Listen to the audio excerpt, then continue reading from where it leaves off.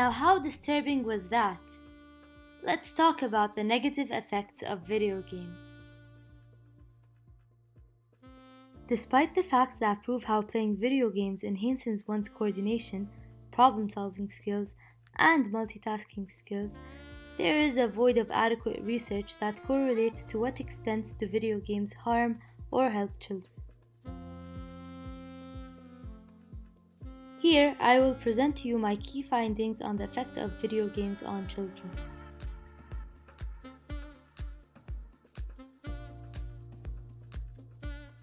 First, picture this. Look around you. The playgrounds are empty and the swings are left abandoned. The children that once roamed the streets are now sitting in their own bubble of virtual reality. With their eyes glued to their tablet screens, their online presence undermines their physical one.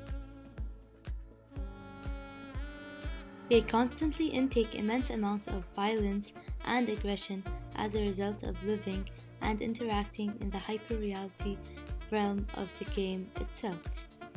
I particularly need to elaborate on how embedding video games into a child's upbringing goes a long way, as it will affect his lifestyle later on as an adult.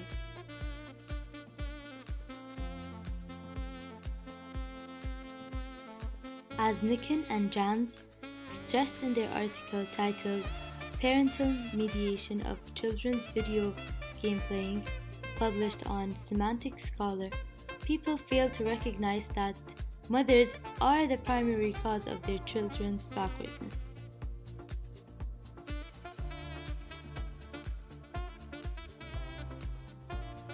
Who are we to blame them when, in moments of desperation, mothers hand tablets to their children for a moment of sanity? However, they do not realize how this triggers a generation of introverts. What do you want, babe? Especially since video games are designed to be endless, they do not end. Instead, they go from one level to another, to another, to another. Other than sight dysfunctions and brain impairment and other physical factors that get negatively affected as a result of video gaming, children are stuck in a nerve-wracking environment. This surge has been linked through a proportional relationship with the intensification of video games.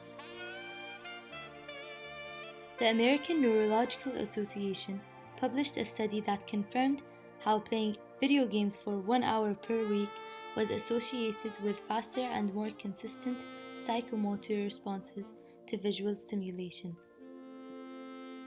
To illustrate, obesity, heart stroke, and other cancer-related diseases are becoming more prevalent than before.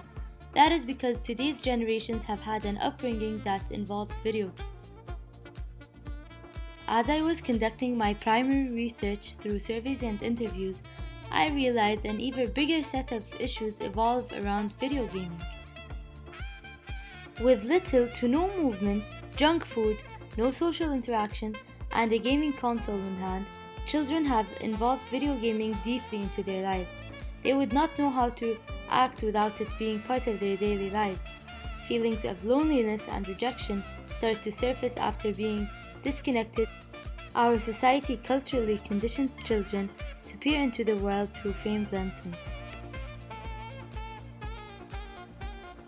In the end, one must assert, based on my empirical findings and secondary research, that there is a need to emphasize on the lack of justifiable research, since there is not much information to establish solid grounds on whether or not video gaming harms or helps children. Researching this topic was fascinating as it widened my scope of knowledge. I have experienced Orientalism, as research papers conducted in Arabic did not meet with the level of professionalism when compared to Western or global scholarly articles. Take for instance, Mansour bin Tahal's poorly constructed academic paper that cannot be used because of his insufficient data sampling and irrelevant methods. One of the few articles worth mentioning is Bashir Namrood's study that focused on the impact of video games in Algeria. Namrood asserted that video gaming reduces the practice of recreational physical activity in leisure time. Look at my friend Aisha. We were sitting in the chalet and all she did was play video games, which is Call of Duty. When she saw me taking the footage, she was so excited that she showed me the progress بعتهم of her كل kills or whatever it's called in Call of Duty.